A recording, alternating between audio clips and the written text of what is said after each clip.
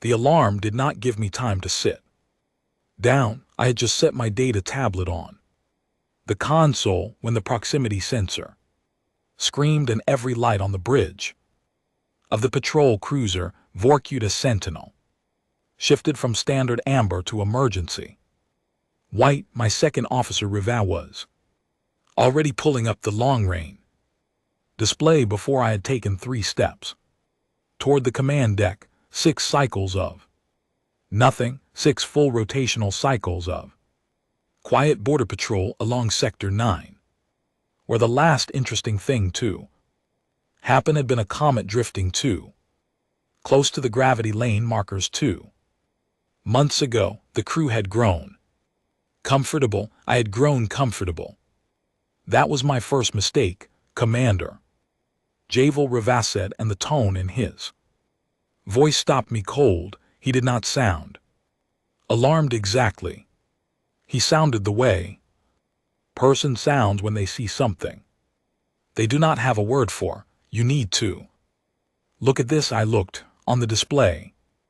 A shape had appeared in the dead corridor between marker 9 and the outer boundary of Imperial space. It had not decelerated into view from a distance. It had not announced its approach with the standard energy blue that preceded any vessel large enough to matter. It was simply there, the way stone is simply there when you pull back a piece of cloth, present, waiting, as if it had always been there and we had only just noticed. The shape was enormous. I had served in the Imperial Navy for 22 years. I had seen dreadnoughts that blotted out star fields. I had seen station carriers longer than some moons are wide.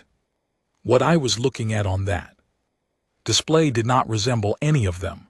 It was not elegant the way Imperial ships are elegant, with their clean swept lines and their ceremonial symmetry. This vessel looked like it had been argued into existence by people who disagreed about everything except the outcome.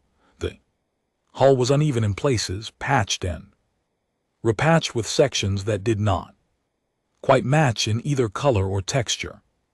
Protrusions jutted out at irregular angles, some of them clearly functional, some of them impossible to identify at scanning distance. The whole structure had a quality I struggled to name at first. It took me almost a full minute before the word came to me. Survived. It looked like something that had survived.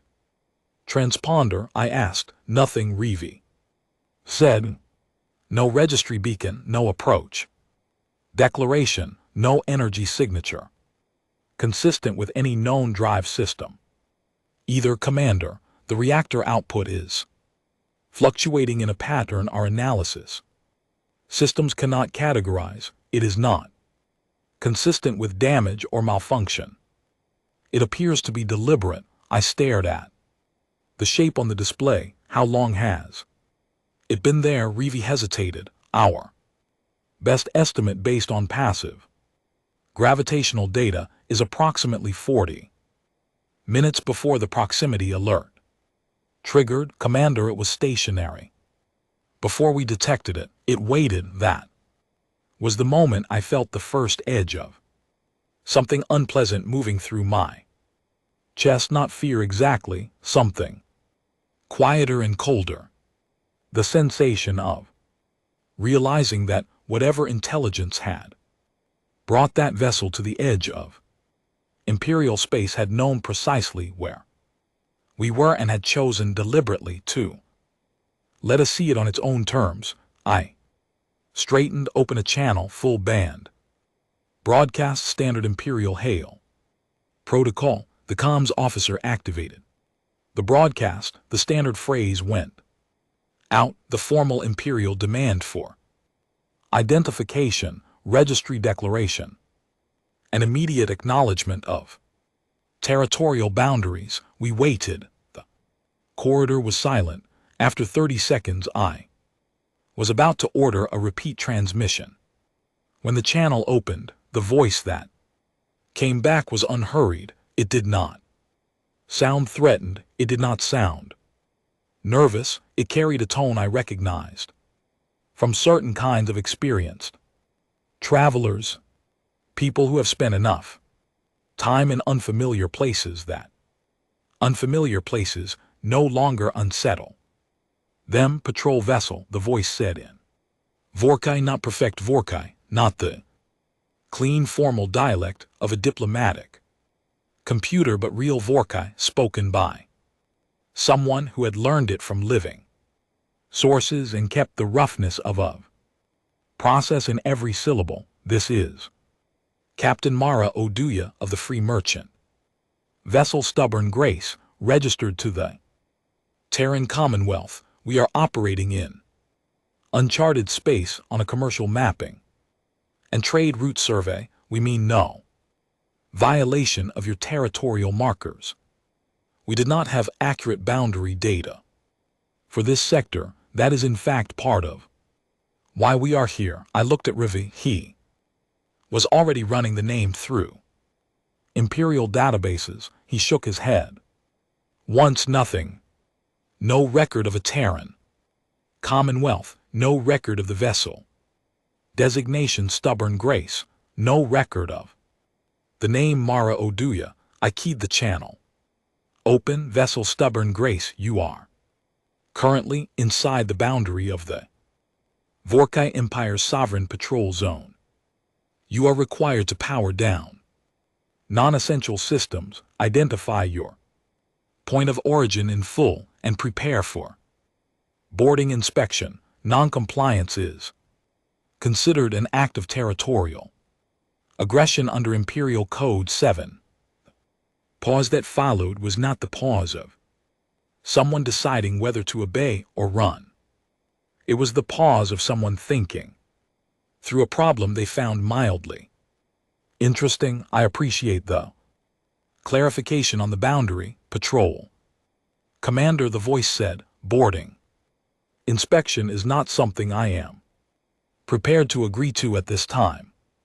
I will tell you why. I have a crew of 11 people, a cargo hold full of survey data and trade samples, and no aggressive intent whatsoever. Boarding inspections have a way of becoming complicated when the party being boarded has no existing treaty relationship with the party doing the boarding. I have seen it go badly.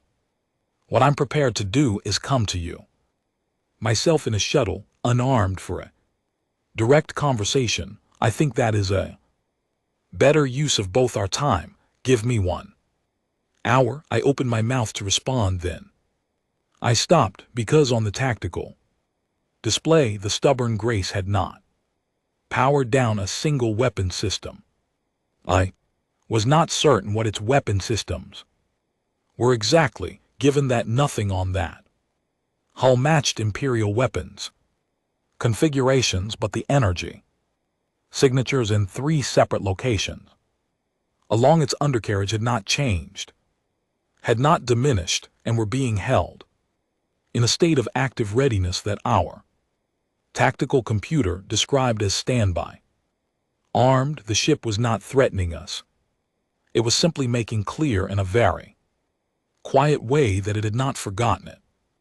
Had options. I had 2 frigates in this patrol group, the Vorkasigan Sentinel and its sister ship, the Vorkasigan Reach. Between them we carried enough firepower to reduce most commercial vessels to scattered debris in under 4 minutes. I looked at the size of the vessel on my display.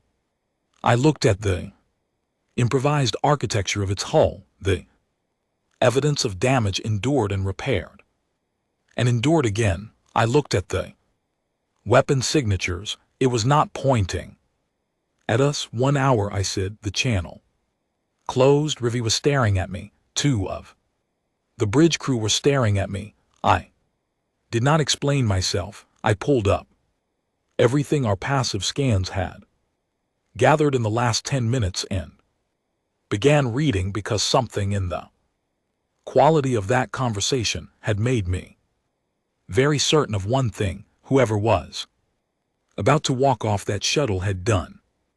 This before, I told myself I was observing out of professional duty. That was not entirely true. I was observing because I could not stop. The hangar bay of the Vorkasigan Sentinel holds 4 of our own patrol craft and has room for 2 additional vessels of light 2. Medium class, the shuttle that detached from the stubborn Grace and made its approach was small, compact, and moved with a kind of precise confidence that made the automated navigation systems in our bay look almost redundant. It did not require guidance assistance. It found the landing coordinates on the first approach and settled onto the deck with less noise than our own pilots typically managed. I was stationed near the secondary observation bay behind a reinforced viewport with 4 armed sentinels between me and the hangar floor and a direct line to Commander Zhukov. On my communicator, I had my data recorder running. I told myself I was documenting for the intelligence report. The shuttle's door opened. She stepped out. I had reviewed the limited biological data we had on record for humanoid species classified under the broad category that some of our outer rim traders called soft bodies, which referred to a family of bipedal species from the galactic midrim who shared a general body plan: upright stance, bilateral symmetry, 2 upper limbs used primarily for manipulation, and a head positioned at the highest point of the body containing the primary sensory cluster. I had read those records. I thought I understood what I was about to see. I had not understood. She walked into the hangar bay the way someone walks into a room they were expected in. Not slowly, not cautiously, not with the careful, deliberate movements of someone entering an unfamiliar space surrounded by armed personnel. She walked with her shoulders easy and her head up and her eyes moving steadily across the space around her, taking in the 4 armed sentinels, the reinforced security doors, the tactical positioning of every Vorkai officer present. She took all of it in, and then she did something I had not anticipated. She smiled, not the tight, controlled expression of diplomatic neutrality, genuine open expression that seemed to communicate something along the lines of, well, here we all are. She was carrying a flat rectangular data device in one hand, and in the other hand she held a small cylindrical container with a sealed top. She raised the container slightly in what appeared to be a greeting gesture and took a long drink from it as she came to a stop in the center of the hangar floor. One of the sentinels, a young officer named Petrick, who I had assigned to this position specifically because of his composure under pressure, took a small step backward. She noticed. She glanced at him and her expression shifted to something that was perhaps slightly apologetic, and she lowered the container to her side. My hands were already working on my data recorder, running the biological scan package. The results began populating the screen, and I read them while watching her through the viewport with one eye. The results were not what I expected. Her skeletal density was significantly higher than Vorkai standard.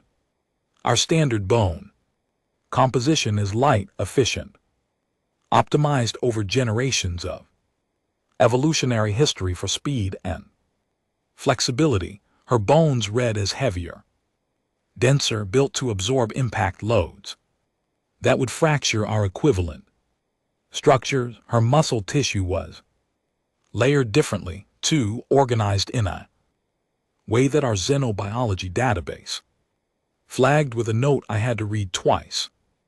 The flag said, Configuration consistent with species evolved under high gravity or high predation pressure conditions. Suggests organism historically required both speed and sustained physical resistance. I looked up from the screen. She was standing in the center of the hangar, unhurried, waiting for whoever was in charge to appear and talk. To her, she was not sweating, she was not trembling. Her biometric signatures, which we were reading passively through the hangar's environmental sensors, showed a heart rate that my medical database categorized as slightly elevated, as if she were on a brisk walk, not standing alone in a foreign military hangar surrounded by armed personnel who had never seen her species before and did not yet know what to do with her. Commander Javel's voice came through my communicator. Quiet and controlled. Report, Reeve. She is calm, I said. I had intended to say something more analytical than that. Nothing more analytical came. I noticed, Javel said. The senior diplomatic liaison officer, a man named Tovel, who had handled first contact situations 3 times in his career and considered himself experienced in these matters, walked onto the hangar floor and stopped a careful distance from her. He began the standard greeting protocol in Imperial Common, which our translation systems were simultaneously rendering for her through the hangar's audio system. She listened politely. She let him finish. Then she responded, not through the translation system, but in Vorkai directly, in that same slightly rude living dialect I had heard over the comm channel.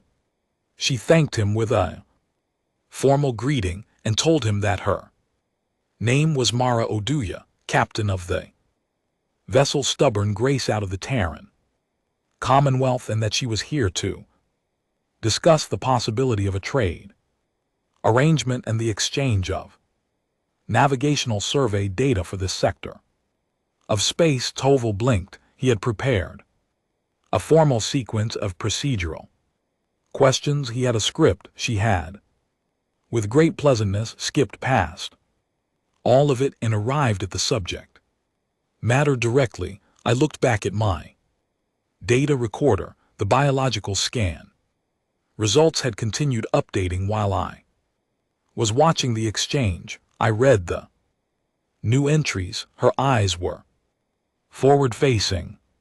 That was listed as notable in our xenobiology database, with a 3-word annotation that our analysts had added to similar entries for other species over the years.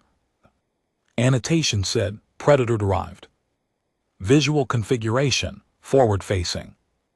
Eyes in the primary sensory cluster indicated a species whose evolutionary history had included active hunting, the need to judge distance and trajectory with precision, to track moving targets, to anticipate the path of something trying to evade. I thought about the weapon signatures on the Stubborn Grace, still sitting at standby, armed in the corridor outside. I thought about the patrol data showing the vessel had maneuvered through unmapped space for 3 years. I thought about the way she had walked in here. I quietly added a note to my report. The note said, do not make assumptions based on apparent vulnerability. Then I underlined it. Tovel had recovered enough to ask her the procedural questions after all. She answered them patiently. She explained that the Stubborn Grace was a commercial survey and trading vessel, that she operated it independently under a Commonwealth Commerce license, and that her crew of 11 had been mapping uncharted routes for the past 3 years. 3 years. Tovel made a small notation and moved on without reacting to that number. I caught it though. I ran a root probability model in the background. While Tavo continued his questions, I asked the system to calculate the survival odds for a crew of 11 on a 3-year unmapped transit, accounting for known hazards in that region of space. The system knew about the Razor storm clusters in Sector 4, the Void Leech Migshin corridors in Sector 7, the debris field from the old Kethran conflict in Sector 2 that still claimed ships twice a year, and the 2 active territorial dispute that had been generating live weapons fire along contested lanes for the past 18 months. The system returned a number. I read the number, then I checked whether I had input the variables correctly because the number seemed like an error. I had input them correctly. I looked up at her. Through the viewport, she was answering a question about cargo manifests, tapping through something on her data device, utterly unhurried. I almost said something out loud to the empty observation room. I stopped myself, but the thought was clear enough. 3 years through that region of space with 11 people on a vessel that looked like it had been repaired with whatever was available, and she had walked in here to a military hangar full of armed strangers, and the thing that was keeping her heart rate slightly elevated was approximately equivalent to a light jog. Tavo was asking about the whole modification configurations visible in the scan data. She glanced up from her data device with an expression that was entirely helpful and said, "The mass driver systems on the undercarriage, those were our weapons officer's project. We had a run-in with territorial forces in one of the disputed corridors about 14 months ago. After that, Callum decided we needed something with better reach. He built them out of cargo handling equipment. They are not pretty, but they work well enough," Taval said with admirable steadiness. "You engaged territorial forces. They engaged us first," she said in a tone of mild but firm clarification. "We disengaged as soon as it was practical. We prefer trade to confrontation, but we do not sit still when confronted. That has historically not gone well for the people who expected us to." The hangar was quiet for a moment. Patrick, the young sentinel officer who had stepped backward earlier, had not moved since. His eyes were on her, and his expression was one I recognized. It was the expression of someone rapidly reclassifying something they had initially assessed as manageable. I added a second note to my report. The note said, "Recommend immediate intelligence escalation to Admiral Tessavon.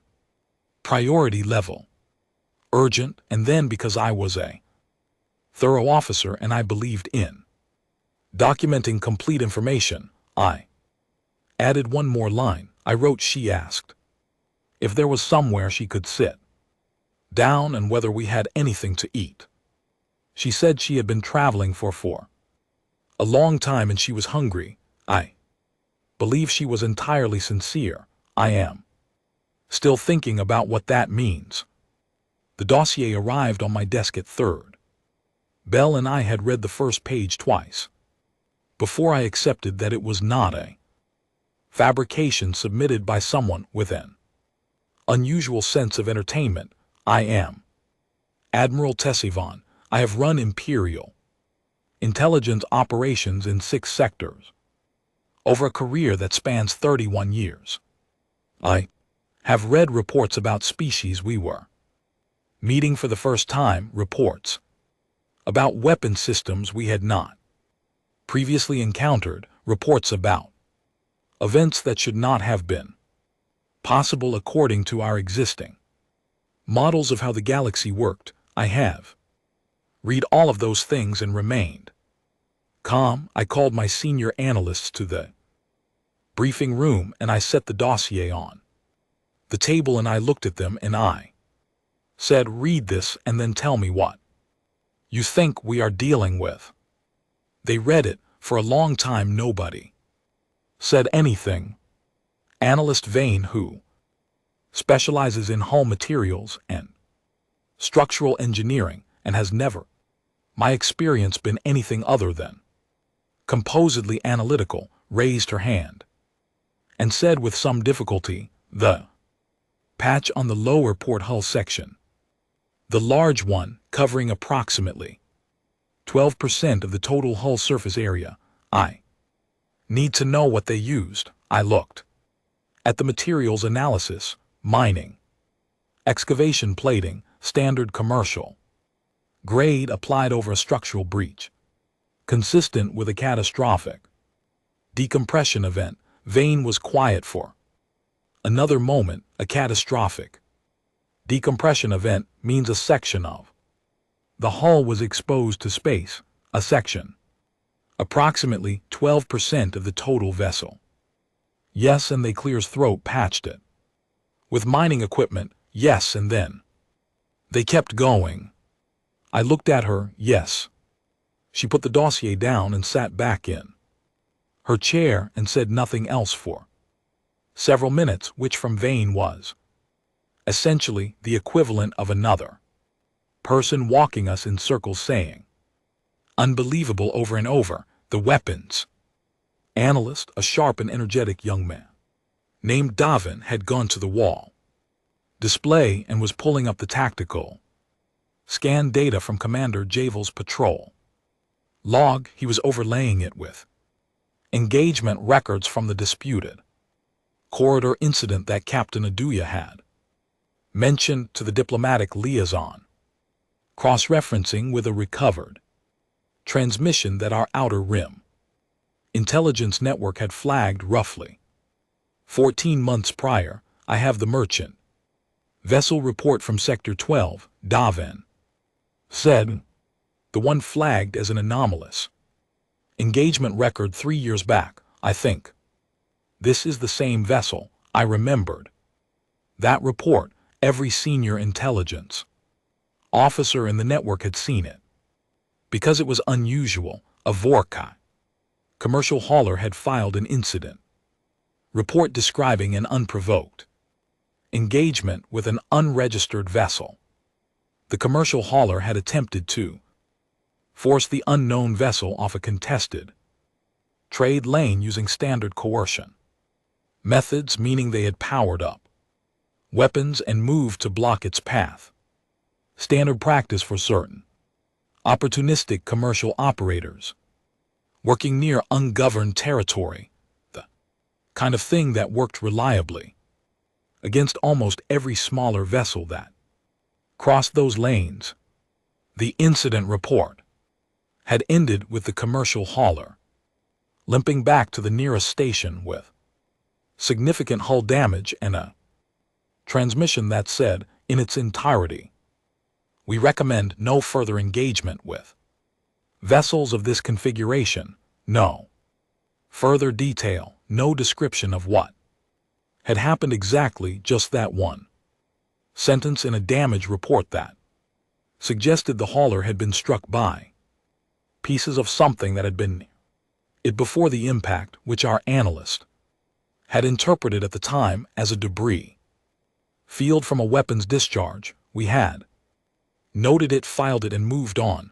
Davin pulled up the whole damage profile from that incident report and placed it next to the scan data from the stubborn Grace. He did not need to say anything. The match in certain structural stress patterns was clear enough to read. Without explanation, she did not mention that incident. I said, no.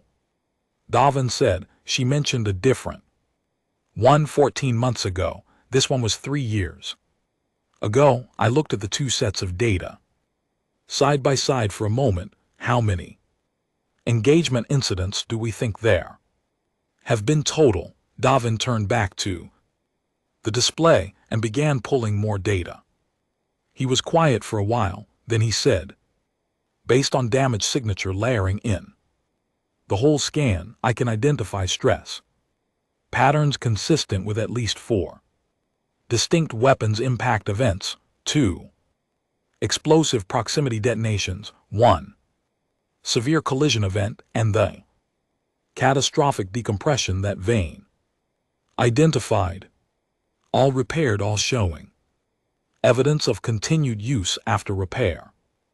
He paused. Commander, this ship has been in continuous active operation.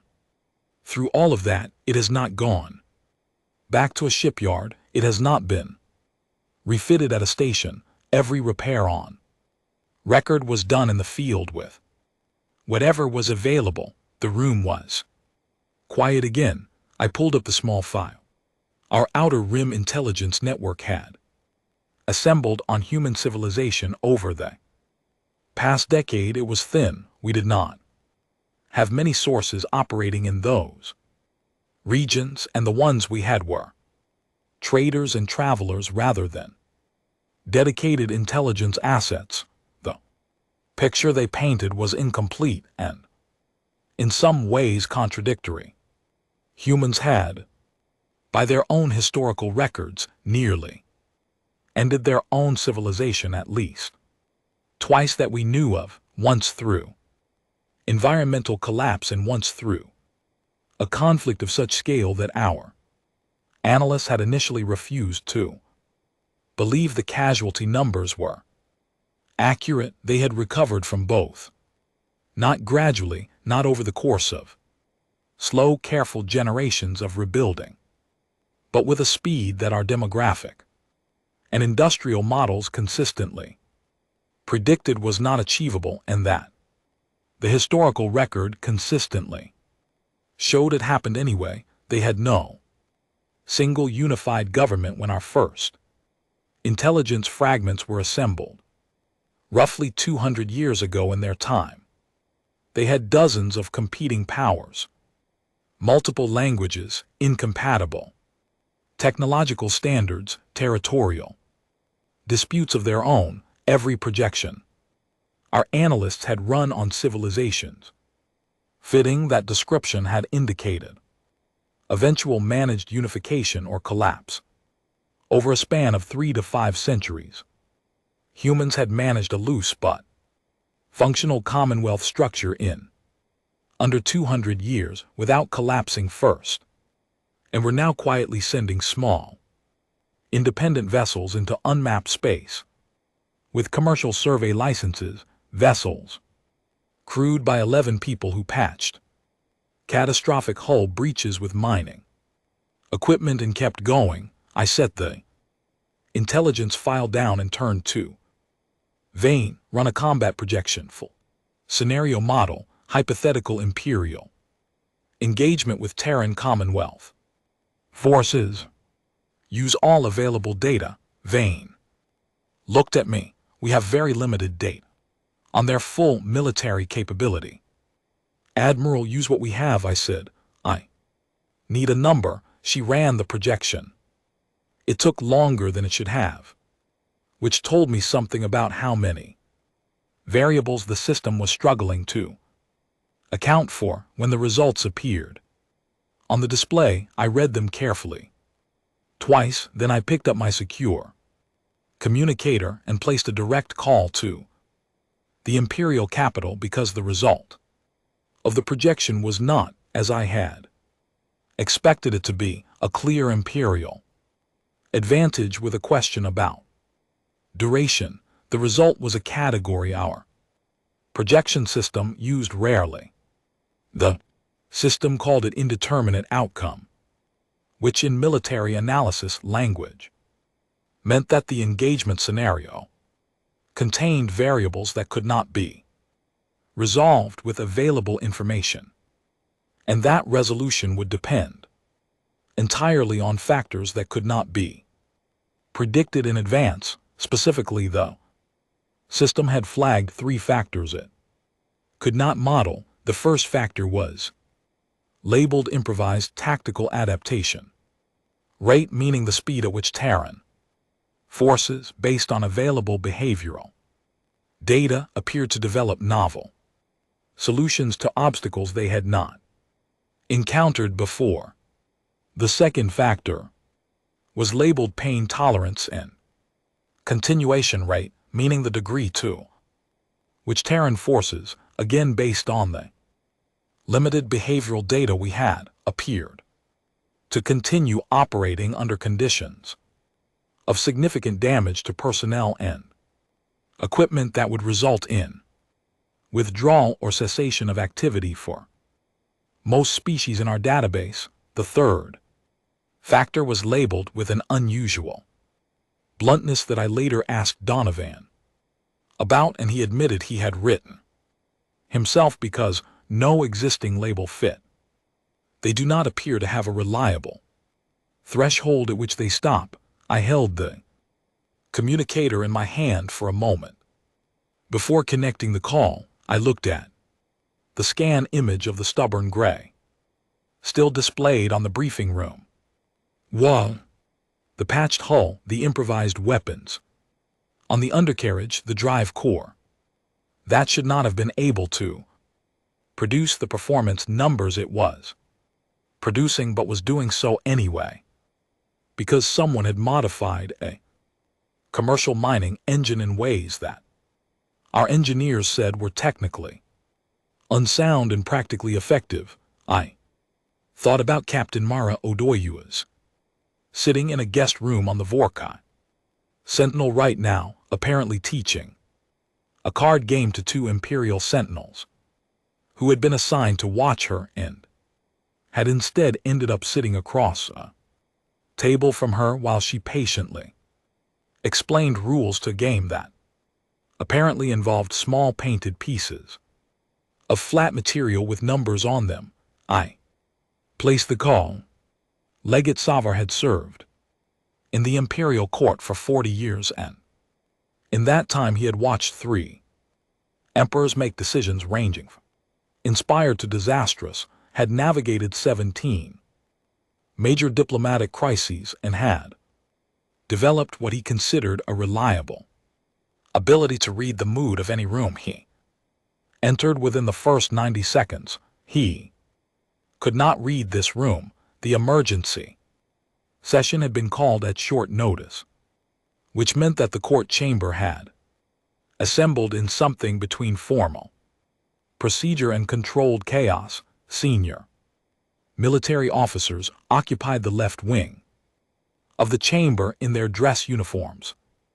Diplomatic staff filled the center benches.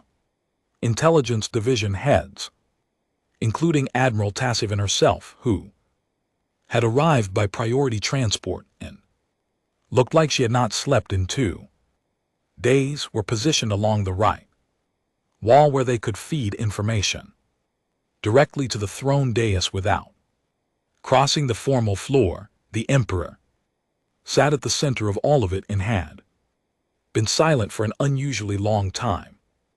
After reading Tassivin's report, Savar had watched the Emperor receive bad news. Many times, the Emperor received bad news the way experienced leaders receive it, with a kind of contained stillness that processed the information before allowing any reaction to surface. This was different from that. The Emperor had read the report, set it down, and then sat with an expression Savar had only seen on the Emperor's face twice in 40 years of service. The expression was not fear, it was not anger, it was something more considered than both. It was respect, cautious, reluctant, genuine.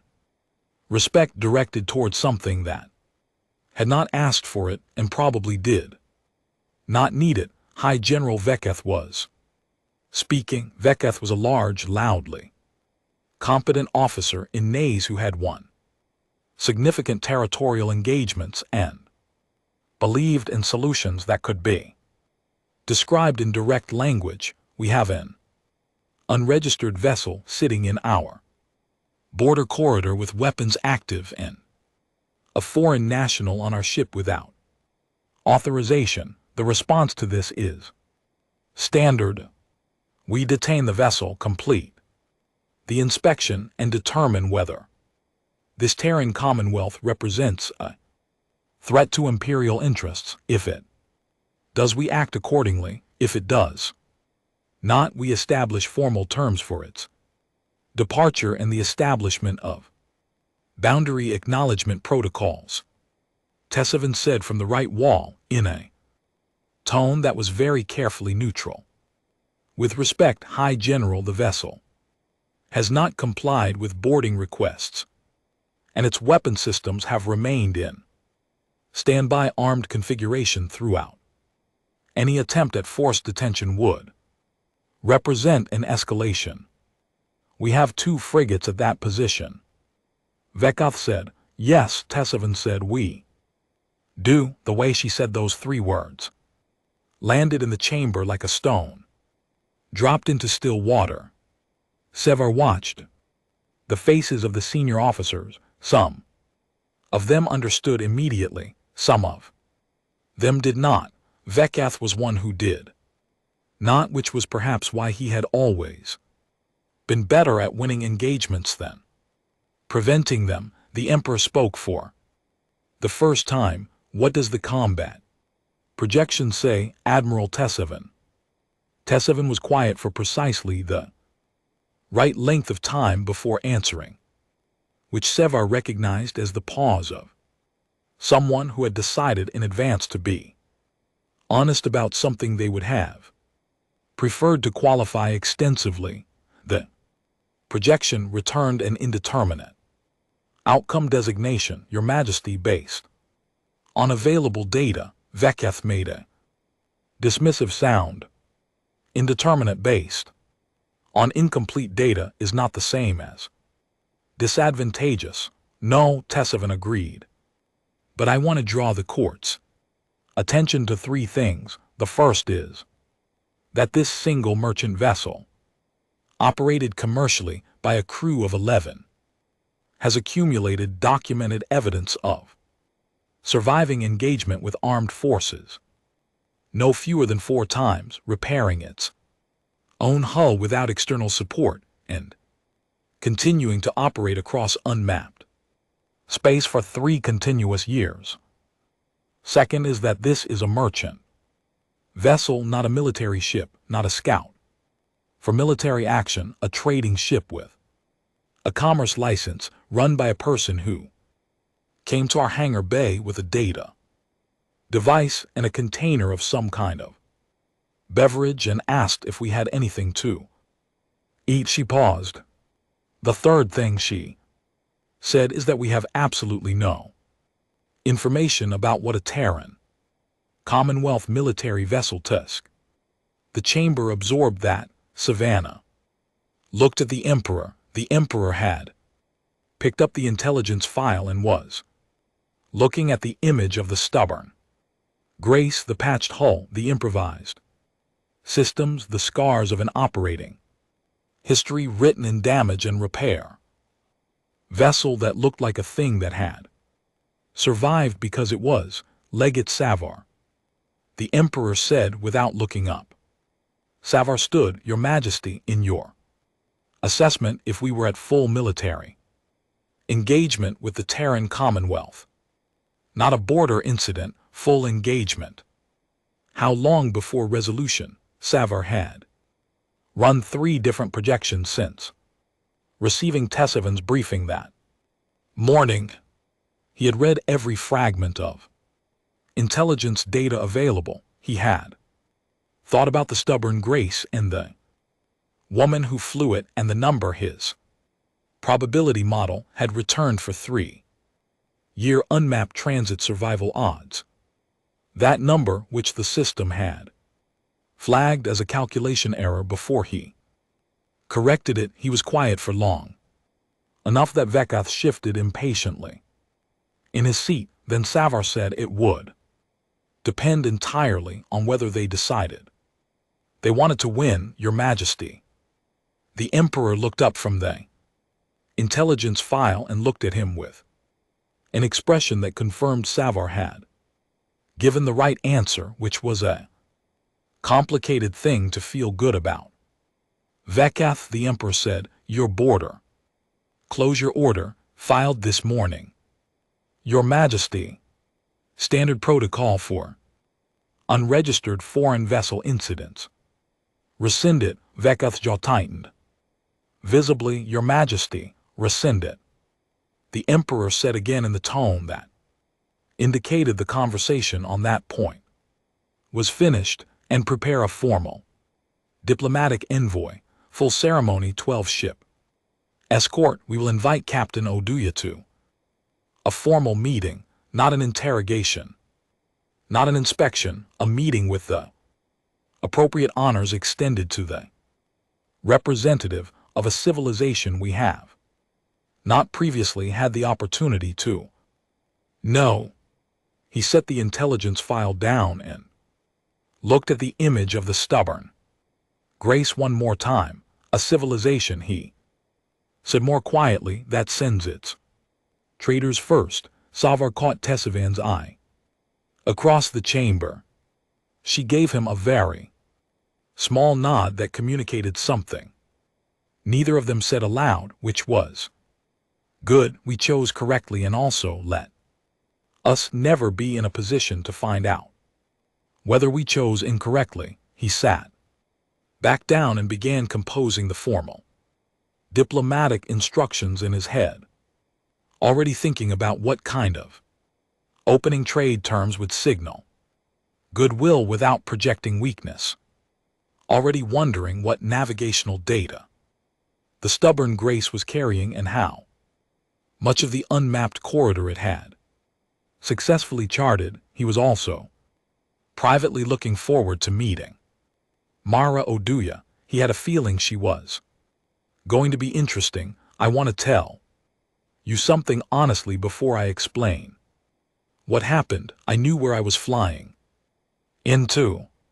I do not mean that in the vague way as of someone who had done some research and felt reasonably prepared. I mean that I had spent 4 months before this run reading every piece of intelligence the Commonwealth had accumulated on Vorkai imperial doctrine, territorial response protocols, patrol deployment patterns in Sector 9, diplomatic procedure hierarchies, and the psychological framework their military training uses for assessing unknown threats. I knew that their patrol commanders were experienced and trained to be cautious. I knew that their diplomatic corps defaulted to procedure under pressure because procedure made them feel in control.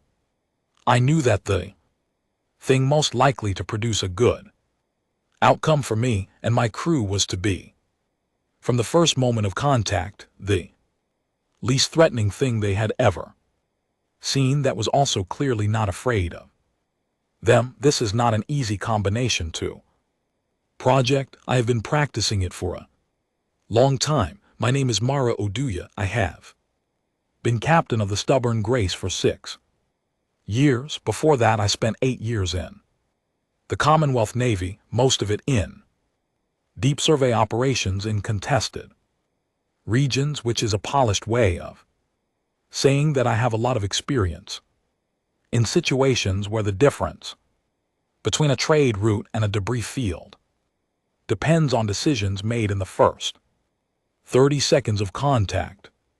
After the Navy, I took my severance, my accumulated hazard pay, my reputation, and my particular set of skills, and I went into business for myself. The stubborn Grace is not a warship. I want to be clear about that. She is a converted mid-class or hauler, purchased at a significant discount because the previous owner had gotten her into 2 situations she had not fully recovered from, and I had rebuilt her over 2 years into something that could go places most commercial operators avoided. Callum, my weapons officer, who joined the crew in year 2, after I pulled him out of a genuinely dire situation involving a territorial dispute, and a gambling debt that I will not detail here, added the mass drivers. In year 3, we had a run-in with a convoy that decided we looked like an easy target and discovered we were not. And after that, Callum said he wanted something with more reach, and he built it from the cargo bay crane housing and 3 repurposed mining char launchers. They are not elegant, they work. My crew of 11 includes, in addition to myself and Callum, a chief navigator named Owen, who can plot a course through a razor storm with a manual calculation backup system, and a cup of something hot, an engineer named Petra, who once repaired a drive core coupling in 4 hours under conditions that I later described to a Navy contact of mine, and he told me flatly that that was not physically possible. A medical officer named Grace, after whom the ship is named, though she insists it is a coincidence, and I have never pushed the issue. 2 survey specialists, a comms expert, a cargo operations manager, and 2 crew members whose job titles I described to customs officials as support operations, which covers a reasonably wide range of actual activities. We have been together in situations that were not supposed to be survivable, and we have survived them, and we are still going. That is not luck, though luck has played a role. It is preparation, adaptability, and an extremely high collective tolerance for situations that are uncomfortable but manageable.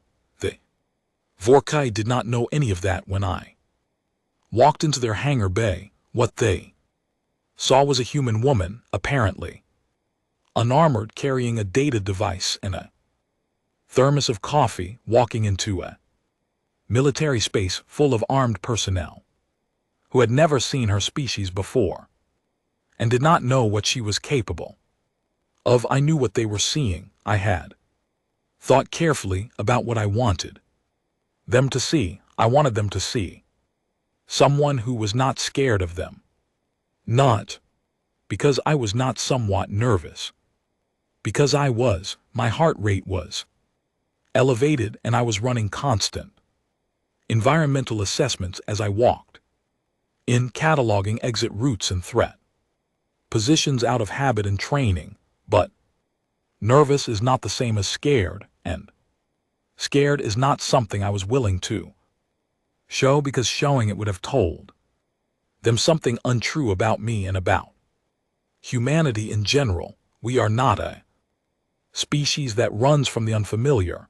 I have thought about this a lot, about why we are this way, and I think it comes down to something in our evolutionary history that we carry in our bones. We are curious in a way that overrides caution. We walk toward the thing we do not understand rather than away from it. This has caused us significant problems throughout our history, and it is also, I believe, why we are still here.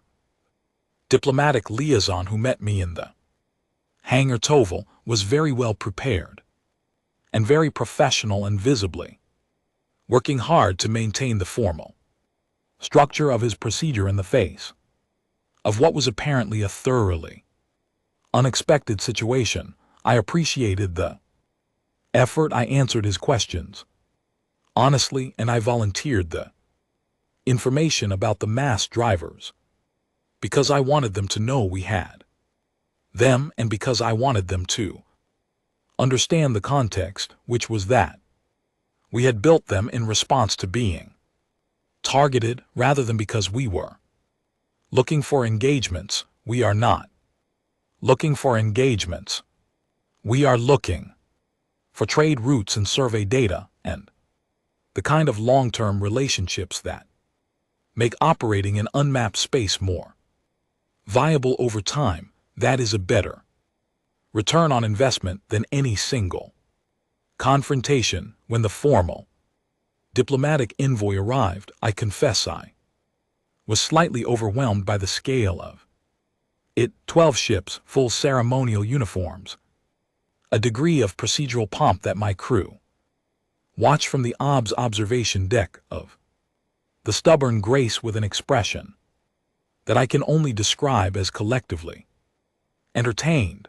Owen said it was the most impressive thing he had seen since we passed through the Catherine debris field at night with all the reflective particles lit up by our running lights. I told him that was an unexpectedly poetic comparison, and he shrugged and went back to his navigation calculations. I met the Emperor's envoy, a senior legate named Savar, who turned out to be, beneath the ceremony and the formal dress and the 12-ship escort, a genuinely sharp and thoughtful person, with an excellent grasp of what he actually wanted out of the meeting. We spent 6 hours in formal discussions that gradually became less formal as it became clear that we were both primarily interested in reaching a practical agreement rather than performing one. The trade agreement we signed covers navigational survey data for 17 sectors of previously unmapped space provided by the stubborn grace in exchange for access to imperial raw material supply chains at established Commonwealth market rates. It is a good agreement. It is the kind of agreement that creates value on both sides and makes future engagements more likely to be cooperative rather than complicated.